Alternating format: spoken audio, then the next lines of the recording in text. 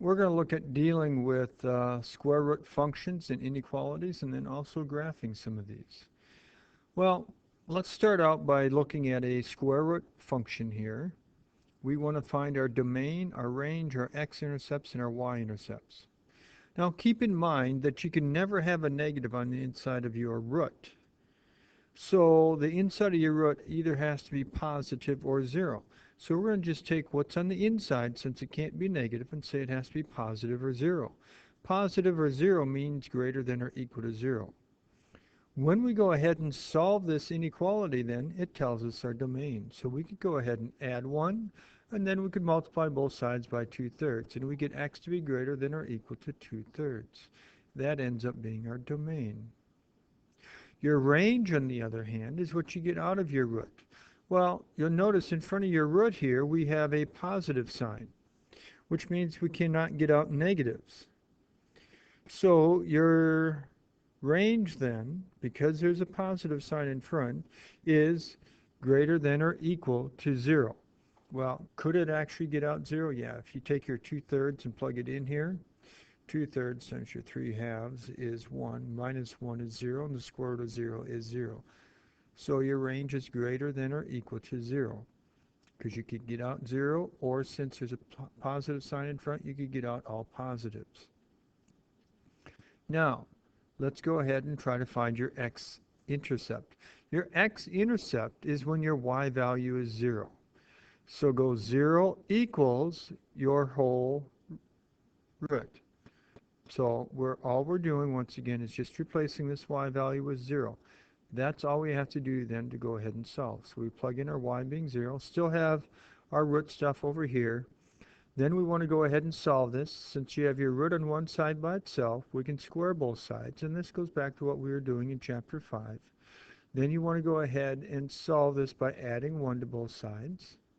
Then you want to multiply both sides by 2/3. And so then you get x to be 2/3. Your y-intercept is when x is 0. So you would go up here and plug in 0.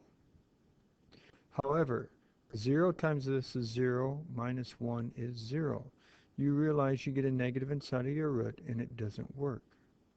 Another way to realize you would not have a y-intercept would be, since you'd have to plug in 0, you know 0 is not part of your domain. This is your domain right here, only greater than or equal to 2/3. So there is no y-intercept, either because you plug it in, you get a negative inside of your root, or you can realize that 0 is not part of your domain of being greater than or equal to 2/3. Taking a look over here, once again, you can never have a negative inside of your root, so what's inside of your root, the 2x plus 2 has to be greater than or equal to 0. When you solve that, it goes ahead and ends up being your domain. So subtract 2, divide by 2, there's your domain. Now, when you're looking at your range, you know that this right here has a positive in front, so that's greater than or equal to 0. Greater than or equal to 0 plus 3 then for your range would then make it your range greater than or equal to 0 or 3, because your root's always going to be positive or 0, and plus 3 would always be 3 or greater than.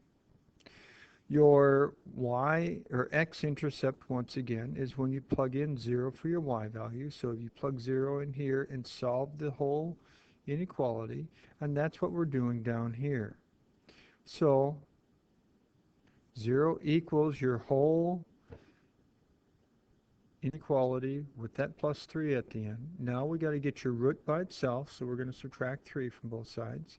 Then you got to go ahead and get your root by itself by squaring both sides. Then you got to subtract your 2 to get rid of the plus 2.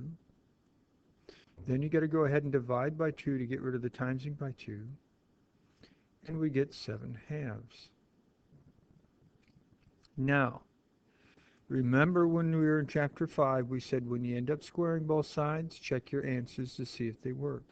If you try 7/2 back into this equation right here, it does not actually work. So, since the only possible answer we got doesn't work, we would say there is no x-intercept. Now for your y-intercept, that's when x is 0. You'll notice that when y or x being 0, that is part of your domain right here. It's greater than or equal to -1. So all you'd have to do is go up here, replace your x with a 0, and simplify. So that's what we're doing down here at the bottom. Replacing your x with a 0. 2 times 0 is 0, plus 2 is 2. So you get the square root of 2 plus your 3 that was at the end. Now we need to go ahead and graph this one. First thing you need to do is find your domain. Remember, to find your domain, you take what's inside of your root, has to be positive or 0 because it can't be negative. Solving that by subtracting 5, and then by getting x by itself by dividing by 3, we end up getting x being greater than or equal to -5/3. So now I'm going to go ahead and make myself a t-chart, starting at -5/3 and greater than that. So now I'm going to just choose the numbers that are nice and neat above that. So -1, 0, 1, 2, 3, and so on. Then you need to go ahead and make yourself a t-chart by figuring or plugging these values in. -5/3 times 3 plus 5 is 0. Plug in -1. And it's not going to work out nice, so we're going to do a decimal approximation. And plug in 0, plug in 1, and so on. Then you want to go ahead and plot those points on your graph. Go 1 to the left, up 1.4. Go 1 2/3 left, up 0. Go over 0, up 2.2, and so on, just plotting these points. And then we'll have to decide, after we do that, if it is greater than or equal to or less than or equal to, you know it's going to be a solid line. And so you'd plot these points, but you'll notice we only have a greater than, there's no equal to. You're going to have to do some shading. And it's a greater than, so you know it's going to be dotted. So you plot your points, you know it's going to be dotted. And that's what we have here. And also you'll see that we're shading above. 2 reasons to shade above. 1, y is greater than, so you're shading for the y values that are above, greater than your curve. Notice, we are not shading anything over here because your curve does not exist over here. You're only shading directly above your curve.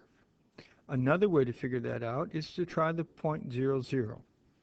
If your 0, 0 happened to be on your curve, then you'd have to try a different point not on your curve, but plug in 0 here, plug in 0 here.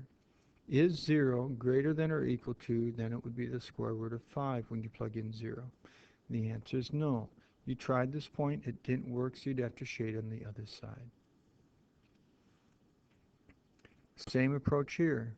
What's inside of your root has to be greater than or equal to 0 because it can't be negative, so take what's inside of your root, greater than or equal to 0, solve it by subtracting 4, and then multiplying both sides by 2/3. That's your domain. You now can go ahead and make yourself a t-chart based on that. Start at -8/3, which is -2 and 2/3, and then you want to go up from there. So -2, -1, 0, 1, 2, and so on. Plug these in, either using your head or your calculator. Some of the numbers work out nice. Most of them aren't going to. So then you're going to just put down decimal approximations. Then you're going to want to go ahead and plot those points. Notice there's an equal to here, so you know you're going to have a solid curve. Plotting these points, left 2 and 2/3, up 0, left 2, up 1, left 1, up 1.6, left 0, up 2, and you end up getting something that looks like this. You'll notice we're also shading below your curve, and only below your curve. So once again, your curve does not exist over here, so there's going to be no shading. You only shade where your curve exists, and that's based on your domain. Now, we're shading below because it says less than. Whenever y is less than, you're looking for the y values that are below your curve. Another option, once again, is to go ahead and try a point. If you would try, say, the origin, at 0, 0, you plug in 0 here, plug in 0 here. You're wondering what you get when you plug in 0 on the left side. Is that less than or equal to what you get over here? You plug in 0 here, times 3 halves is 0, plus 4 is 4, square root of 4 is 2. Is 0 less than or equal to 2? Yes. You try to point here. It worked, so that means you're going to shade on this side.